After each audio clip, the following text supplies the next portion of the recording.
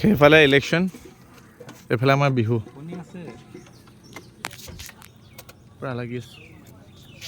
এয়া আমাৰ secretary, president. এয়া প্ৰেচিডেণ্ট ফোনত বিজি, অকণ সময় হ'ব নি ছাৰ?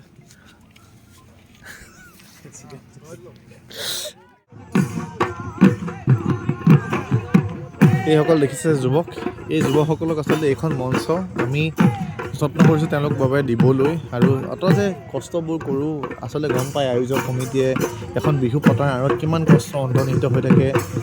আটাইতকৈ টান বিষয়টোৱে হৈছে ডনেশ্যন উঠোৱা, কালেকশ্যনৰ বিষয়, গোটেই বিষয়বস্তুবোৰ বহুত টান, কিন্তু কৰিব লাগিব কষ্ট। কাৰ বাবে? এওঁলোকৰ বাবে। হেৰি কৰি দিয়ক, কমাই দিয়ক, এইফালে দিয়ক।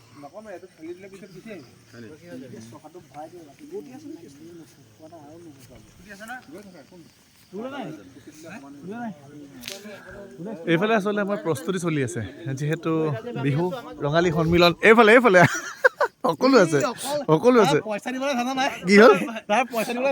1 মিনিট, এই জাপিকেইটা কাৰ? জাপিকেইটা বাৰু সেইটো গ'ল বাৰু। এই সাংস্কৃতিক সম্পাদক দিব লাগিব নেকি? আছোঁ আমি পইচা দিয়াত ভাল।